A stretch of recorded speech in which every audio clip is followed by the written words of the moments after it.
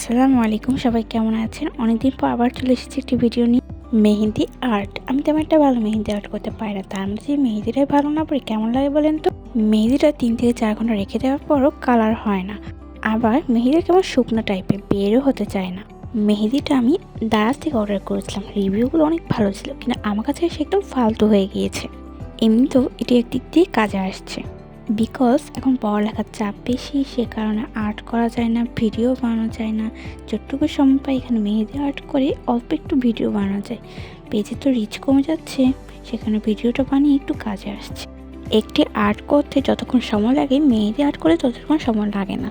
So আমি মেহেদি art করে একটা ভিডিও তাড়াতাড়ি বানিয়ে ফেলতে পারছি। আমার এটা অনেক কাজেই আসছে, রং ধরছে না তো কী হয়েছে।